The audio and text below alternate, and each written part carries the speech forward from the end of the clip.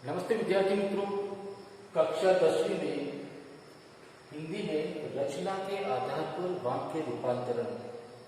दोस्तों, इस चैप्टर के बारे में हमने पिछले वीडियो में बात की थी कि वाक्य किसे कहते हैं, वाक्य के गुण क्या होते हैं और वाक्य में मुख्य अंग कितने हैं।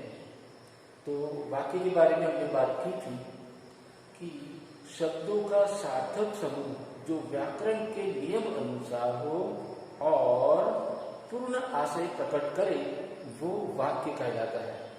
तो इस आधार पर हमने बात की थी कि उसके मुख्य गुण जो है वाक्य के वो ये है कि एक तो अर्थवान होना चाहिए, अर्थपूर्ण होना चाहिए। दूसरा ये हमने देखा कि व्याकरण के नियम के अनुरूप होना चाहिए। जैसे कि हमने बात की थी कि राम फल खाती है, नहीं आएगा, खाता है आएगा। तो ये है। और तीसरा कि पूर्ण आशय प्रकट करने में सक्षम हो, जिसमें कोई अधूरी बात ना रह जाए, वो वाक्य नहीं है। तो ये वाक्य के गुण की बात की थी। फिर उसके बाद हमने बात की थी वाक्य के अंग जो दो है, उद्देश्य और विधेय। और उद्देश्य कर्ता जो है, क्रिया करने वाला, वो उद्देश्य है। और बाकी जो वाक्य में उद्देश्य के बारे में जो भी कहा गया है वो विधेय है। इसके बाद हमने बात की थी वाक्य के भेद की। तो वाक्य के रचना के आधार पर वाक्य के 3 भेद हैं। तो हमने बात की थी, एक है सरल वाक्य, सरल या साधारण वाक्य, और दूसरा भेद है संयुक्त वाक्य, और तीसरे भेद की बात की थी हमने, वो मिश्रित वाक्य। तो हमने ये देखा कि सरल वाक्य में एक ही उद्देश्य होता है, एक विधेय होता है और एक ही क्रिया होती है। इस प्रकार से फिर संयुक्त वाक्य में हमने देखा कि 2 या 2 से अधिक स्वतंत्र वाक्य हो और योजक द्वारा वो जुड़े हो वाक्य, तो वो संयुक्त वाक्य है। जैसे वो योजक थे और या, किंतु, परंतु, लेकिन, इसलिए, ये सब योजक, अगर कोई ना कोई योजक अंदर है जो ये दोनों स्वतंत्र वाक्य को जोड़ता है, तो वो संयुक्त वाक्य है। फिर हमने बात की थी मिश्रित वाक्य के बारे में। तो मिश्रित वाक्य वो होते हैं जिसमें एक से अधिक उपवाक्य होते हैं, जिसमें एक मुख्य उपवाक्य होता है और दूसरा जो उपवाक्य है वो उसके ऊपर निर्भर होता है। तो और इसमें हमने देखा था कि योजक जो है, जैसे, तैसे, जो, वो, इस तरह से कंजंक्शन होते हैं। आज हम बात करेंगे वाक्य परिवर्तन के बारे में।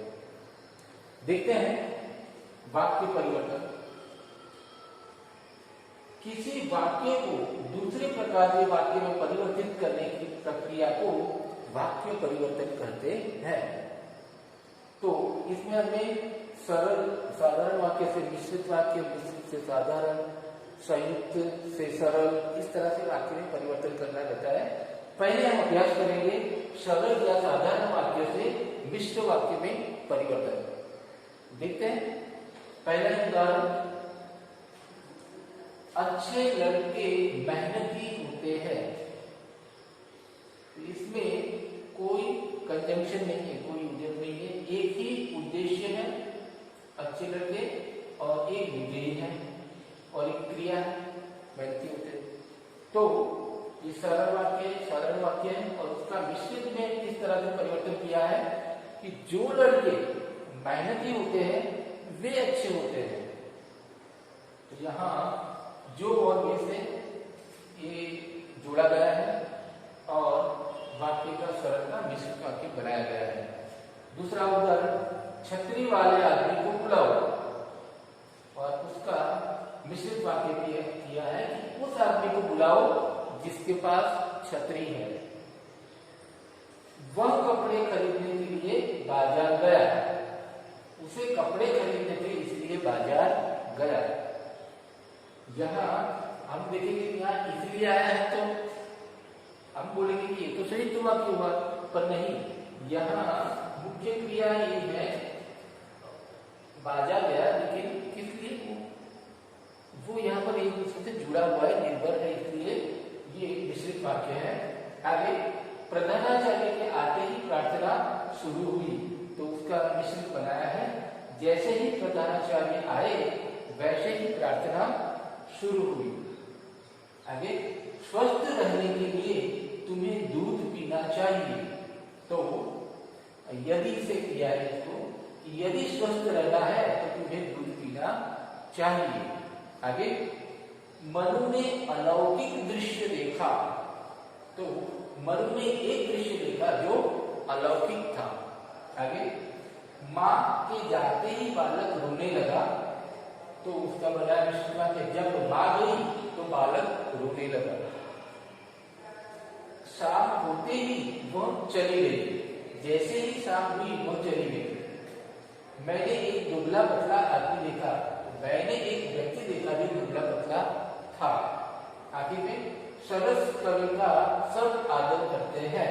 तो जो कवि सरस होता है उसका सब आदर करते हैं। दोस्तों ने देखा कि यहाँ पर एक जो उद्देश्य विधेय वाला जो एक साधारण वाक्य है उसको विस्तृत नहीं करने के लिए क्या किया, उसके दो उसके विभाग किए, दो टुकड़े किए एक वाक्य के, और जिसमें एक को प्रधान वाक्य रखा और दूसरा ये, और उसमें हमने देखा कि योजक विस्तृत वाक्य के योजक का प्रयोग किया है।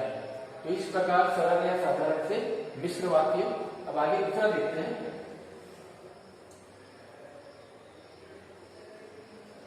सरल वाक्य से संयुक्त वाक्य में परिवर्तन।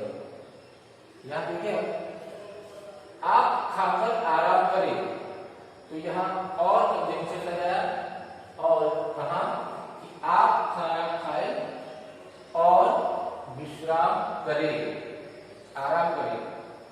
दूसरा, सूर्यास्त होने पर अंधकार छा गया। तो सूर्यास्त हुआ और अंधकार छा गया। आगे, वह भोजन करके विद्यालय जाता है। वह भोजन करता है और विद्यालय जाता है।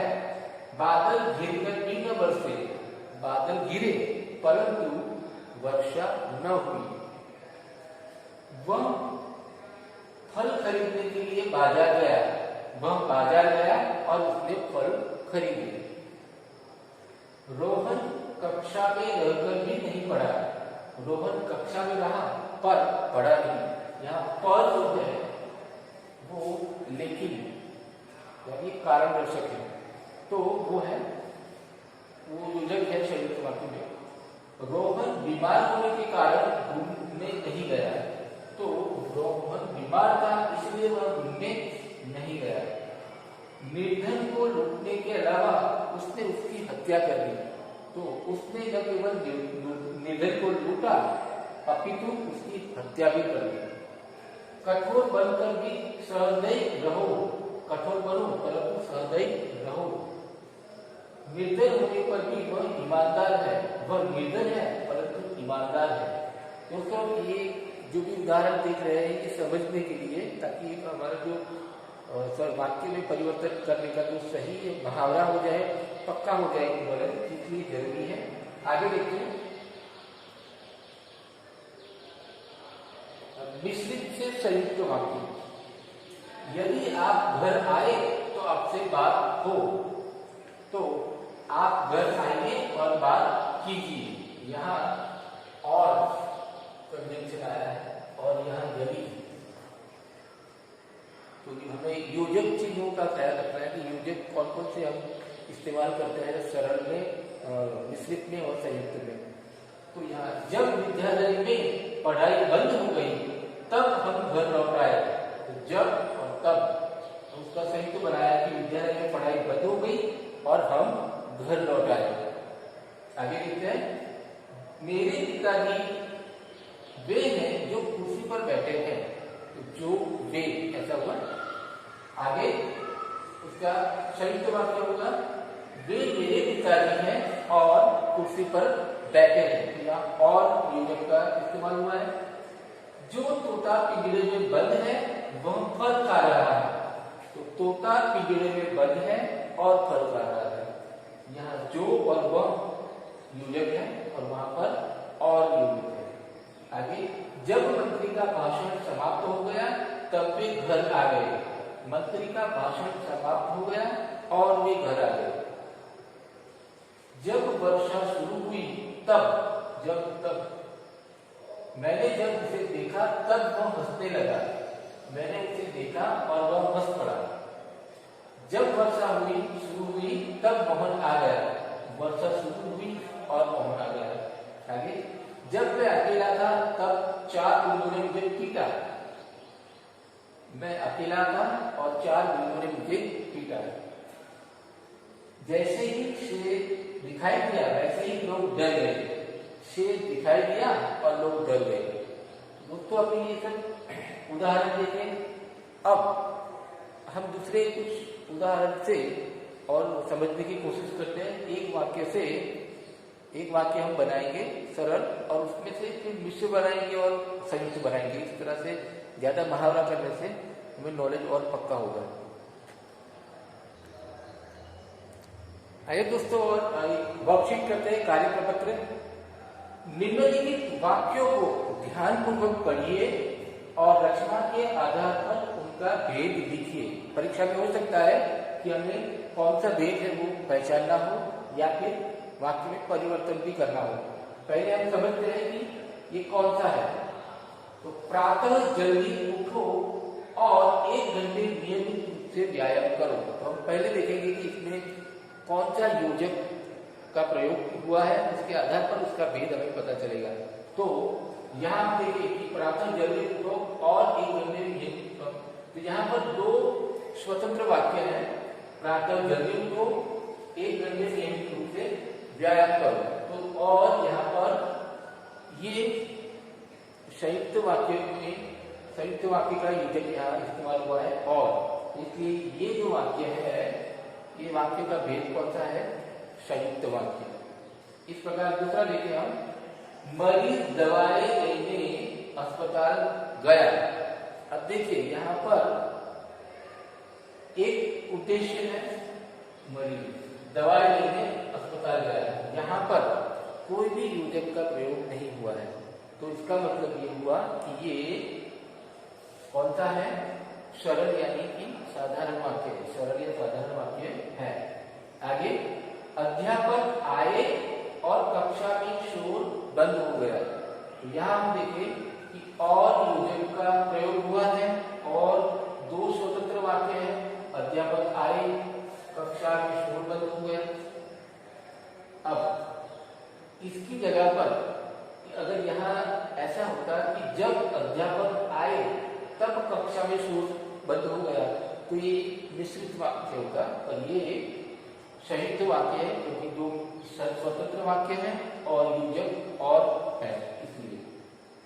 आगे देखिए, परिश्रमी मजदूरों को सभी काम पर बुलाते हैं। यहाँ पर हम देखें कोई योजक का प्रयोग नहीं हुआ है और सिर्फ एक उद्देश्य है, परिश्रमी मजदूर एक उद्देश्य है और बाकी सब जो एक ही विधेय है। तो ये सरल या साधारण वाक्य है। आगे, जो लोग धनवान होते हैं उन्हें गरीबों की मदद करनी चाहिए। अब यहाँ हम देखें कि कौन सा योजक है, तो जो है, जो उन्हें, तो जो लोग धनवान होते हैं उन्हें गरीबों की मदद करनी चाहिए। तो यहाँ ये मिश्रित वाक्य है। आगे, जैसे ही मोहन आया श्याम ने आगे बढ़कर उसका स्वागत किया। जैसे ही, ये भी मिश्रित वाक्य का ये योजक है जिसमें एक उपवाक्य दूसरे उपवाक्य पर निर्भर है। ठीक है, यहाँ पर स्वागत किया ये प्रधान जो है उपवाक्य है, लेकिन इसके ऊपर निर्भर है ये मोहन आया ये मुख्य आश्रित वाक्य है, मुख्य प्रधान वाक्य है और ये जो है इसका स्वागत के लिए आश्रित उपवाक्य है। पर हमें ये ध्यान रखना है कि ये जैसे ही योजक का इस्तेमाल हुआ है तो ये मिश्रित वाक्य है। आगे हम देखें, उसने अपना आपा खोया। अपना आपा खोना मतलब अपना कंट्रोल खोना, अपना दिमाग भी जाए। तो उसने अपना सब्र, अपना आपा खोया और कटु वचन बोलने लगा। तो यहाँ भी देखिए हम, तो 2 स्वतंत्र वाक्य हैं और एक और योजक से जुड़ा गया है। जैसे यहाँ उसने आपा खोया, कटु वचन बोलने लगा, ये दोनों स्वतंत्र वाक्य हैं और जोड़ा गया है, तो ये संयुक्त वाक्य है। तो दोस्तों इस तरह से आगे के वीडियो में हम और भी उदाहरण समझेंगे और वाक्य परिवर्तन को सीखेंगे। तब तक आप अपनी ग्रामर की जो पाठ्य पुस्तक है वो पढ़ें और दूसरे जो है उदाहरण उसका अभ्यास करें। धन्यवाद।